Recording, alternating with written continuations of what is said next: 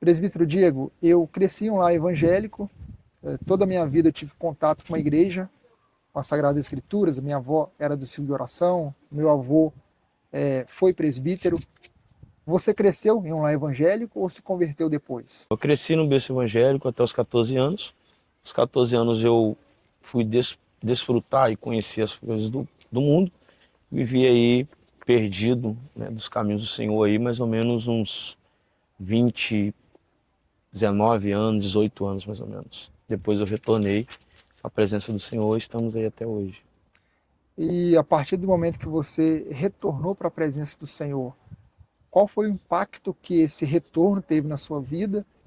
E a sua vida ministerial começou logo ou demorou um tempo para iniciar? O impacto foi muito grande, né? Porque logo no retorno eu retornei dentro de um presídio. Logo depois que eu me afastei, eu não tive mais contato com a Bíblia, com a igreja, com pastores, e minha avó sempre, como a sua, ciclo de oração, sempre envolvido com as coisas do reino, a igreja. E aí acabou que eu tive esse primeiro contato com a Bíblia depois de 18 anos dentro de um presídio. Então, quando eu tive esse primeiro contato, foi onde eu tive o primeiro contato com Deus, e aí eu retornei ali, né, dentro da presença do Senhor. Então foi um impacto muito grande. A gente levou um tempo para se estabelecer, para a gente se estruturar novamente, né? Mas aprove a Deus, dentro de um ano aí mais ou menos, a gente começar a galgar alguns dons, algumas experiências com Deus. O tema proposto é juventude, chamado e desafios. E nós sabemos que a juventude é um período de descobertas, de escolhas. Correto. Alguns autores dizem que, por exemplo, a adolescência é o momento onde surge o pensamento filosófico, né? Que é quando o adolescente começa a questionar, começa a ir em busca da verdade, quer entender tudo. Existem autores aí muito famosos que escrevem livros sobre propósito, dizem que todo ser humano tem que ter um propósito e tal. E quando a gente estuda a Sagrada Escritura, a gente percebe que existe uma diferença muito grande entre a vontade de Deus e o meu propósito pessoal. Qual é a importância de entender a vontade de Deus para a nossa vida, enquanto nós somos jovens? Então, nós temos uma importância muito grande, inclusive uma obrigatoriedade muito grande para isso, porque, como dito com suas palavras, hoje nós temos uma proporção muito grande dos nossos jovens serem influenciados pelas propostas que o mundo coloca. Então, quando a gente entende o propósito de Deus, a gente passa a entender também a vontade de Deus. E a vontade de Deus, segundo a própria Bíblia nos relata, né, nós vemos que Paulo escreve que ela é boa, perfeita e agradável, né? Então, toda a vontade de Deus, ela vem condicionada com um propósito. Então, hoje nós temos aí uma grande proporção do mundo ter essa tendência de influenciar, de induzir os nossos jovens. Então, a obrigatoriedade e a importância de você entender esse propósito é de fato crucial. É melhor viver o propósito de Deus com a vontade dele para desfrutar do banquete, do que a gente viver o propósito do mundo e desfrutar de um prato só para aquele momento. Nós temos muita facilidade de distrair. O entretenimento nos atrai. Várias características hoje da sociedade atraem o jovem, atrai principalmente o adolescente. E muitos jovens hoje a gente percebe que estão meio perdidos. Eu acredito que todo jovem precisa fazer o que Jesus Cristo diz: entrar no quarto, fechar a porta e falar com o Pai, para que o Pai revele a ele a vontade dele. O que José aprendeu com a sua origem, ele não perde dentro do Egito. Nós temos uma grande deficiência hoje das nossas lideranças em investir em nossos jovens. Hoje, se um jovem erra, se um jovem peca, se um jovem tropeça, ele é descartado. Ele sai do período de louvor, ele sai dos instrumentos. Peraí, mas você está dizendo que eu tenho que apoiar o erro? De forma nenhuma. O erro tem que ser cobrado, penalizado, mas a Bíblia diz que aquele que confessa e deixa, alcança a misericórdia. Hoje nós temos uma dificuldade de enxergar as qualidades dos nossos jovens. Quando nós vemos os nossos jovens hoje nessa faixa de 18, 19, 20, 17, é uma fase que eles estão propícios a ser cheios do Espírito Santo ou a ser vazios do Espírito Santo. Isso cabe a nós, liderança, incentivar, motivar, abraçar, acolher, ou seja, cativá-los para que eles vivam verdadeiramente o propósito de Deus e entendam principalmente a chamada divina nas suas vidas. Quando José foi bem ensinado, José de fato não perdeu a sua origem dentro do Egito, devido ao seu grande ensinamento dentro do ambiente que ele estava. E eu chamo a atenção aí para nós, né? Nós, eu digo nós no contexto geral, atentarmos a isso, atentarmos a motivar, incentivar, não rejeitar, estender a mão, dizer, você consegue.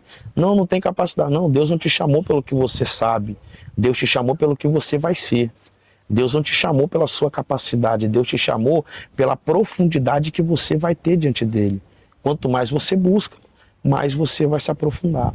Quanto mais você aprende, mais você vai estar apto a ensinar alguém. Acho que hoje nós devemos investir nessa classe juvenil para que eles cresçam doutados na Bíblia, numa vida de consagração e principalmente numa vida de oração. Cristo disse para os seus discípulos que daria aos seus seguidores o Espírito Santo. Isso está no Evangelho de João. Quando eu era adolescente, havia na igreja um movimento muito forte em busca do batismo com o Espírito Santo.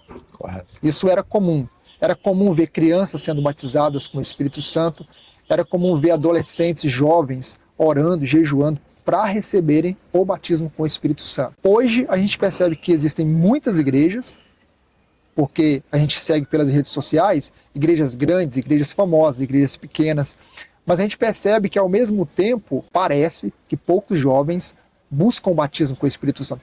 Eu não sei se é por falta de ensinamento, a doutrina do Espírito Santo deveria ser mais ensinada nas igrejas e, paralelo a isso, a busca pelo batismo. Eu acredito que, dependendo do estilo de vida que a pessoa está vivendo, ela não vai se interessar pelo batismo com o Espírito Santo. Vai à igreja, ele vai ao culto, ele participa das festividades, mas não acontece nada com ele de relevante, algo espiritual, algo sobrenatural, como, por exemplo, o batismo com o Espírito Santo. Eu acho que é hora de a igreja, os pastores, os ensinadores, os líderes de jovens, começarem a pensar em uma estratégia para influenciar a juventude a buscar o batismo com o Espírito Santo. O que mantém um jovem na igreja não é entretenimento, não é mudar toda a estrutura da igreja para agradar o jovem. Essas estratégias se mostraram ineficientes. Os jovens estão saindo da igreja. Muitos estão se tornando ateus, se tornando desigrejados. Eu não preciso de igreja, eu não preciso de um pastor. Ou seja, as nossas estratégias têm sido ineficientes.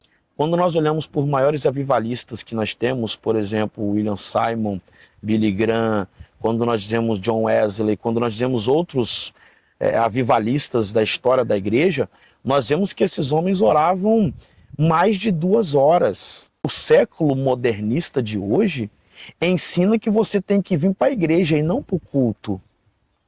E quem vem para a igreja vai em qualquer denominação. Mas quem vem para o culto só vem aonde tem Jesus. E o culto é diferente da igreja. A igreja eu vou quando eu tenho vontade, mas o culto eu vou porque é satisfatório, é prazeroso. Então isso é ter comunhão com Deus. Eu não vou para a igreja porque meu pastor tem que me ver. Eu não vou para a igreja porque a minha liderança dos jovens tem que me ver. Não, eu vou para o culto porque eu vou sentir a presença de Deus. No louvor, na palavra, na saudação. Por que nós não temos hoje uma busca incessante pelo batismo? Porque não temos pessoas que motivam os nossos jovens a serem assim. Os nossos jovens, no mês do congresso, querem orar, jejuar, pagar preço. Os líderes vão para o monte, vão orar, pagar preço, vão jejuar, vão orar de madrugada na semana do congresso. Mas passou o congresso o ano todo sem pagar preço. Então, como que eu quero que Deus faz no congresso, sendo que eu estou dando o mínimo para Deus? O Evangelho de Jesus Cristo vai dizer em Mateus capítulo 7, que aquele que busca, acha, quem pede, recebe, quem bate, abre-se-vos-á. Aquele que pede muito, recebe muito. Tem uma fala que usamos que Deus faz quando Ele quer, usa quando Ele quer. Isso é bem verdade. Mas a proporção de Deus fazer na nossa vida quando eu tenho uma busca incessante é bem maior do que quem busca Deus de vez em quando. Então, o nosso nível de busca, ele de fato faz toda uma diferença no nosso resultado final. Tem muita gente que acha que Deus faz porque o sacrifício é alto, mas a obediência é baixa. Quando, na verdade, se a sua obediência for alta, seu sacrifício pode ser normal, parcial, mas a obediência vai valer muito mais do que o seu sacrifício. Então, hoje, nós queremos receber muito, mas queremos entregar pouco. Nós queremos adquirir muito, mas queremos nos doar pouco. Nós queremos alcançar muito, mas eu não quero correr muito. Todo adolescente, todo jovem precisa procurar aprender Bíblia, aprender teologia, aprender doutrinas bíblicas, Correto. entender a fé que ele professa. Muitos adolescentes, muitos jovens se perdem, ou até mesmo abandonam a fé cristã, porque não entenderam o evangelho que eles abraçaram, que eles receberam, não entenderam a teologia que foi transmitida para eles. Eu acredito que é um outro ponto que as igrejas precisam atuar. Trazer o jovem para as escrituras, trazer ele para eventos onde as mensagens ministradas precisam ser mensagens, primeiro, cristocêntricas, mas também mensagens que vão ajudar a entender fatos sobre, por exemplo, os últimos acontecimentos, fatos sobre o próprio Espírito Santo que nós acabamos de falar, sobre o próprio Cristo, sobre Deus. A regra de fé e conduta do cristão é a palavra de Deus. Então, se a gente quiser realmente ver jovens fortes, engajados com a causa do reino, servindo a Deus de verdade, a gente precisa criar neles o interesse de aprender as Escrituras. Hoje, nós temos essa importância dos nossos jovens ter esse conhecimento bíblico para que eles tenham uma estrutura, porque é essa palavra que faz ter estrutura, alicerce, fundamento. É essa palavra que vai fazer que nos dias maus que eles venham passar, as bandejas que vão ser colocadas, é ela que vai fazer eles rejeitar essas propostas. 1 João, no capítulo 2, vai dizer assim: vós, jovens, sois fortes pela palavra. Né? Então, os jovens nossos hoje, eles têm uma estrutura, eles têm uma raiz, eles são fortes não pelo conhecimento, ou pela faculdade, ou pelo entendimento que eles têm. É pelo conhecimento da palavra. É a profundidade deles na palavra que vai fazer, evangelista Jefferson, os embates, as tempestades, os levantes da vida, eu não consigo neutralizar eles. Por quê?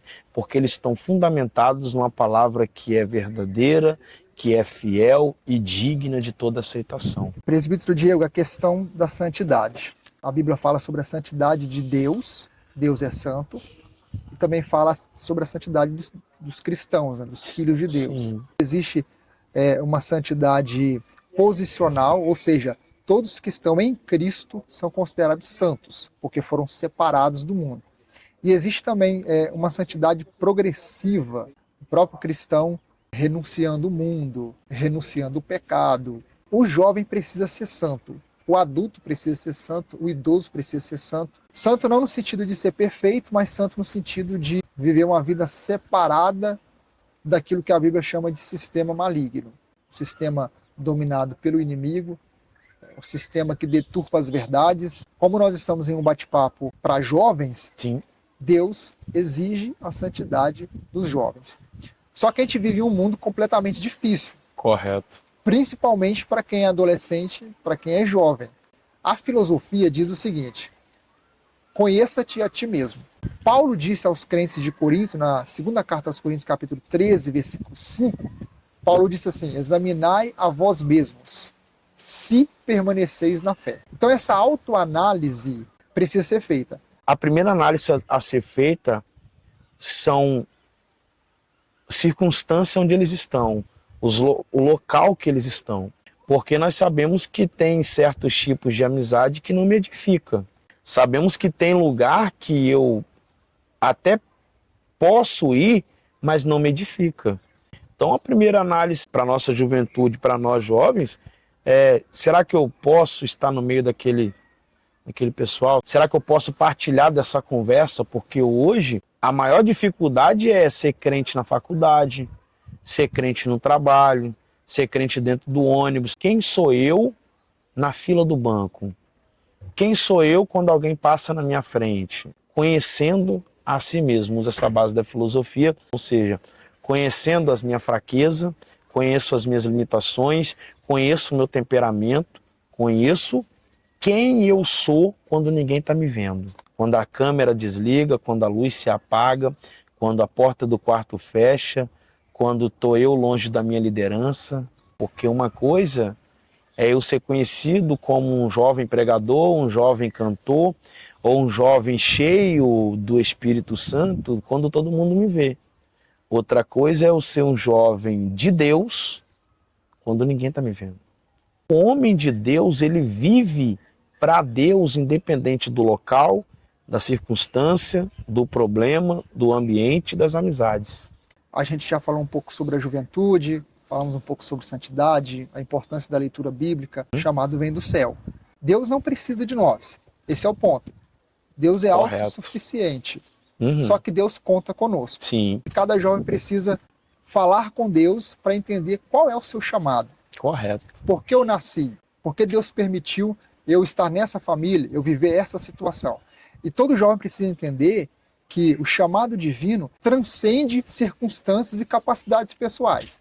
Porque tem muito jovem que pensa assim: eu não tenho capacidade de fazer isso. Eu sou o menor da minha família não tem status social, eu sou incapaz. Ele não consegue visualizar aquilo que Deus tem para realizar na vida dele. O nosso chamado tem mais a ver com os outros do que com a gente. Quando a nossa perspectiva sobre o chamado é essa, que eu estou nesse mundo para abençoar os outros, eu deixo de ser escravo do reconhecimento, dos aplausos, do dinheiro, da fama. Quando você investe naquilo que Deus te confiou, você consegue galgar coisas que talvez ninguém conseguiria. Eu vejo muitas críticas em questão da teologia. Nós temos hoje uma gama de denominações que não tiveram o privilégio de desfrutar da teologia como eu, como o senhor, como outros mais que a gente conhece, que tiveram esse privilégio, né, de desfrutar do seminário, de uma faculdade teológica, de um curso teológico. Hoje, a perspectiva é ser espiritual e não ter conhecimento. O contrário não é ter um dom evangelista de revelação, não é ter um dom de profetizar, não é ter um dom de interpretar línguas, não é ter um dom de curar pessoas, de operar maravilhas. Isso tudo é maravilhoso. Isso tudo eu sou de comum acordo, inclusive bondade de Deus temos alguns, mas o que é mais gratificante é você conhecer a fundo o sentido das Escrituras. Investe no seu conhecimento, investe na sua chamada, se capacita, se prepara. E há uma grande diferença entre chamado e escolhido, porque o chamado é para todos, mas o escolhido não tem opção. Eu acredito na nossa geração, eu acredito na nossa juventude, um investimento na chamada é crucial. Deus escolhe Moisés pelo projeto quando nasceu ainda no Rio Nilo. Tinha tudo para morrer, tinha tudo para dar errado dentro de um cesto. Mas Deus havia escolhido para um projeto. Deus não escolhe Daniel pela condição financeira da sua família, porque Daniel era um contexto aristocrático do judaísmo. Só que agora está dentro da Babilônia, então Deus não escolhe Daniel pelo que ele tem. Deus escolhe Daniel simplesmente pelo fato dele não se contaminar com a Babilônia. Deus não escolhe jovens pelo cenário, mas Deus vai mudar o cenário para revelar a escolha dos jovens. Eu creio. Nós cremos na observação de Deus em vida de cada jovem. Nós cremos que mesmo quando eles estão num cenário promíscuo, um cenário profano, um cenário de mentira, um cenário que o sistema tenta implantar nos nossos jovens, uma vida de engano, nós ainda acreditamos que há um Deus que revela chamadas no meio de cenários desfavoráveis. Eu creio. Deus usa pessoas para transmitir uma mensagem para outra pessoa. É o que nós chamamos de revelação. Deus te usa para falar comigo, coisas específicas da minha vida. Eu creio nisso. Mas a gente sabe também que existe muita banalização Verdade. dessa atividade. Na minha visão, o jovem não pode depender de uma revelação para saber que Deus chamou ele. Porque às vezes o jovem vai para um culto e ele sabe que aquele pregador que está lá revela. E ele fica louco, fica doido para ser revelado sobre o chamado dele. Sendo que, na verdade, o nosso chamado, o próprio Deus nos revela. Deus fala conosco. Deus fez isso com Moisés, o próprio Deus que se revela para Moisés. Deus fez isso para Jeremias e tantos outros. Verdade. Quando a gente fala de desafio do jovem cristão, logo a gente pensa em coisas muito sérias, como, por exemplo, a prostituição, pornografia, o fácil acesso a esse tipo de conteúdo. Mas existem outros desafios que muitos não param para pensar sobre eles. Por exemplo, o próprio crescimento espiritual é um desafio para o jovem cristão. O jovem cristão investir na sua espiritualidade, buscar alcançar a maturidade espiritual. Isso é um desafio muito grande. Principalmente no contexto onde ele tem acesso a muitas distrações. Inclusive, o próprio inimigo das nossas almas acaba utilizando essas distrações para tirar o foco do jovem. Um outro desafio que nós estamos vendo é a questão das mudanças sociais, das pressões sociais. O jovem cristão tem princípios, tem valores, mas a sociedade, claro, não todas as pessoas da sociedade, mas um grupo muito grande da sociedade luta contra esses princípios e esses valores. Há uma pressão social muito grande. E o próprio problema do secularismo, que prega o desrespeito aos princípios bíblicos, diz que não precisa seguir as orientações divinas, prega que nós temos que viver o aqui e o agora, e não se preocupe com a eternidade, não se preocupe com religião, não se preocupe com Deus. O secularismo prega o afastamento da religião. Se você pudesse afastar de toda a ideia de religião, se você pudesse afastar de toda a ideia de Deus, se você pudesse afastar de toda a ideia de um livro sagrado, se afaste. É isso que o secularismo prega. Esse é um grande desafio para os jovens. Quais são os conselhos que o senhor daria para um jovem? O maior desafio que um jovem tem hoje é viver uma vida com Deus em um sistema contrário. Hoje eu tenho, por bondade de Deus, dia 15 de abril agora, nós fazemos 10 anos caminhando com Jesus. Vim de um mundo torpe, presídio, tráfico, droga, um mundo muito terrível, mas aprove a Deus me dar família, esposa, ministério e a chegarmos onde estamos hoje. Então esses 3 conselhos muito me ajudaram. Primeiro, ande com quem está debaixo de uma promessa de Deus. Perfeito. O profeta Daniel tinha 3 amigos. Quando Daniel revela o sonho do rei, o rei coloca ele como governador. Quando coloca ele como governador, os 3 amigos não são esquecidos, porque os 3 amigos estavam andando com alguém que estava debaixo da promessa. Quem era? Daniel. Segundo conselho, não deixa ninguém determinar o seu futuro, porque quando Deus determina e quando Deus começa uma história, é Ele que tem toda a autonomia para colocar um ponto final nela. Você está vivendo um projeto que o seu pai está no alcoolismo, a sua irmã vive no mundo da droga. Tem tudo para dar errado para esse jovem. Alguém vai dizer, para você também não tem mais jeito. Porque para mim foi assim. Não vai passar dos 20, é cadeia ou é morte. Mas eu vou para 36 anos agora. 10 com Jesus. Terceiro conselho é, nunca deixe de priorizar Deus na sua vida. Não deixe nunca de colocar Deus acima de todas as coisas. É um conselho muito simples e óbvio que todo mundo conhece, mas é um conselho que poucos praticam. Então eu costumo dizer que é muito fácil pregar Salmo 40, né? Esperei com paciência no Senhor, o difícil é viver à espera de Deus. Essa espera pode durar 1 mês, 2 anos, 3 anos, mas quando pode durar 10 anos. A espera de Deus, ela dói, ela fere, ela machuca, mas ela te traz esperança, ela te traz crescimento e ela te traz maturidade. Anda com quem está debaixo da promessa de Deus. Priorize Deus acima de todas as coisas e nunca deixe ninguém determinar o seu ponto final. Quem começou a boa obra tem toda a autonomia para concluí-la ou interditá-la no meio do caminho, sem pedir observação, sem pedir orientação a ninguém. Eu creio. O nome dele é Jesus Cristo de Nazaré.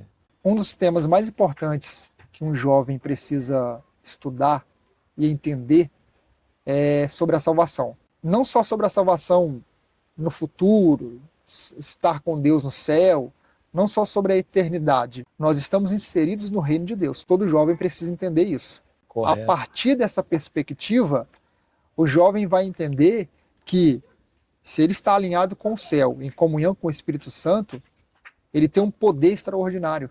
Então, se a gente for olhar por esse ponto de vista, os jovens cristãos que estão em comunhão com o Espírito Santo são os únicos jovens nesse mundo que conseguem, que têm a graça e a autoridade para mudar a sociedade. Os jovens cristãos são os que, de fato, vão promover transformações espirituais. Hoje fala-se muito de transformação pessoal, transformação de sociedade, mas a Bíblia fala de transformação espiritual. Sim. É Deus nos transformar, Deus mudar a nossa mentalidade, mudar os nossos sentimentos, mudar a nossa visão de mundo. A sua visão de mundo, Sim. o que eles chamam de cosmovisão, é uma visão de mundo cristã. Mais que isso, é uma visão de mundo bíblica. Então, sobre essa questão da salvação, quando o jovem começa a refletir, eu sou salvo em Cristo Jesus, eu estou inserido no reino, eu tenho o Espírito Santo na minha vida, eu vou morar no céu, e neste momento eu já estou vivenciando a realidade do reino de Deus na terra. Uhum. Quando ele começa a pensar dessa forma, ele se torna uma potência. Uhum. Existem muitos jovens que estão sendo discipulados pela internet. Sim. Isso também é perigoso, porque a internet é uma terra onde existem muitas vozes. Cada um quer falar alguma coisa e parece que todo mundo sabe alguma coisa de tudo. E isso é muito perigoso. Sim. Então, algo que o senhor falou lá atrás e que eu acho importante, que é a questão do referencial. Os jovens que vão assistir esse trabalho que nós estamos fazendo aqui precisam pensar nessa questão. Sim. Quem é o meu referencial? Sim. O meu referencial é o pregador tal. Tá, quem é o pregador tal? O que ele prega? O que ele está pregando está de acordo com o que eu entendo que é a verdade? Isso é um grande perigo, né? 5 bases da verdade absoluta. Né? Jeremias 10:10, Deus é verdade. João 14:6, Jesus é a verdade. 1 João capítulo 2, o Espírito Santo é a verdade. João 17:17, a palavra é a verdade. Salmo 119, 151, os mandamentos do Senhor são a verdade. Então a salvação, ela é crucial para o aprendizado hoje. A soteriologia bíblica, que é a doutrina da salvação, ela é crucial para os jovens hoje. Aprender o que é salvação, como o senhor disse, não é só o fato de estar nas mansões, de ir para o céu, não. É o fato de quem eu sou e da onde eu sou. A salvação, ela engloba em nós, e na nossa juventude que busca por isso, aprende sobre isso, é que a salvação ela está entronizada em nós de qual forma? Quem eu sou e da onde eu sou. Porque da onde eu sou, ou para onde nós vamos, eu me revelo aqui em terra, no meio dos homens. Se eu sou cidadão do céu, a minha atitude é diferente, o meu caráter é diferente, a minha conduta é diferente. O que importa aqui não é o fato de eu posso andar com uma bermuda e uma camisa regata, mas o meu caráter, a minha conduta é do céu, está na Bíblia. Conduzido com a doutrina bíblica. Então isso aqui não é uso e costume. Isso aqui trata-se de doutrina salvífica, ou seja, quem eu sou? Qual é o meu propósito aqui na terra? Para que Jesus morreu por mim? Para onde eu vou? Será que eu estou perdendo tempo dentro da igreja? São perguntas que têm que ser feitas todos os dias. Né? Será que eu estou exercendo o meu chamado de forma correta? Salvação foi dada como dom de Deus por intermédio de Jesus para a humanidade. Quem eu sou, para onde eu vou. Quem eu sou, para onde eu vou. Presbítero Diego, eu conheço líderes de jovens que dizem assim, eu não sei mais o que eu faço. Eu já tentei tudo, já tentei retiro, já tentei brincadeira, já tentei passeios, já tentei cultos diferenciados. Parece que a coisa só piora. Será que nós estamos lutando com as armas erradas? Será que tentou Um domingo de manhã em consagração, ó, eu quero todo mundo, nós vamos todo mundo jejuar. Só vão comer em casa. Aí eles falam assim, tentamos, fizemos jejum, conseguimos levar algumas pessoas, mas não conseguimos levar todas, porque quando a gente fala em jejum, quando a gente fala em oração, muitos faltam, muitos não querem ir. Isso é consequência de um problema que veio se arrastando. Como eu disse lá no início, eu nasci em um lar evangélico. Então quando eu era criança, as igrejas oravam muito, mas hoje existem muitos jovens que não se preocupam com essa questão. Eu posso falar com muita propriedade no que eu vou falar agora, que quando você tem uma vida rasa de oração, você nunca vai saber qual é a profundidade da sua chamada. Porque Daniel ora, o céu abre e o anjo desce. Salomão ora, o céu abre e a glória desce. A conversa com Deus te leva às profundezas do seu chamado. Isso dá uma frase, hein? Dá uma frase, correto, corretíssimo. Exemplo, temos um jovem pescador, um homem pescador que não tem estudo, que em Atos 4 é chamado de indouto, sem letra. Mas que o homem mais estudado e formado ao pé de Gamaliel vai ter que aprender o que é evangelho com ele. Exatamente. Deus chama Pedro que não tem potencial e capacidade nenhuma, mas entende o que é pastorear a ovelha, entende o que é evangelho. Aí Deus pega um cara que é formado em letra, doutorado, grego, hebraico, Grécia, todos os idiomas. Tem carta branca, é judeu, mas tem carta branca em qualquer estado e província que ele entra. Aí Deus pega ele e vai dizer assim, agora você vai aprender com quem não tem. Então, quanto mais oração tiver, mais profundo Deus te leva no seu chamado. Porque a revelação bíblica vem do Espírito Santo. Eu conheço pessoas que já leram a Bíblia 10, 15, 20, 30 vezes. Mas se você perguntar o que é a Bíblia, não sabe te explicar. A Bíblia é o poder soberano, na minha concepção, de todas as coisas no globo terrestre. Não tem nem nada que é mais poderoso do que ela. Porque ela é a palavra de Deus. Ela é o poder soberano, incomparável, imutável, indestrutível do mundo inteiro. Que cada jovem possa entender o seu próprio chamado. Sim.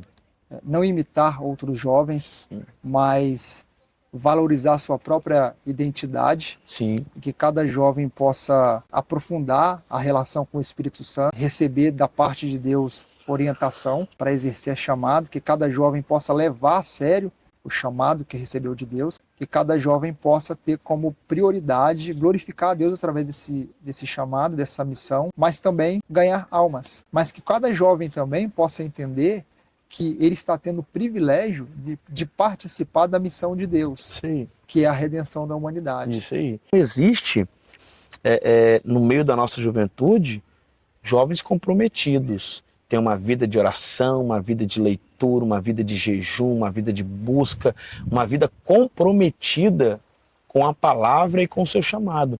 Então, dentro da sua chamada, faça com excelência. Presbítero Diego, eu louvo a Deus por essa conversa que tivemos. Glória a Deus. Que o Senhor continue te abençoando, te usando. Amém, meu amigo. Como tem usado. Que seu ministério seja próspero, bem-sucedido. Tá bom? Deus. Muito obrigado. Glória a Deus.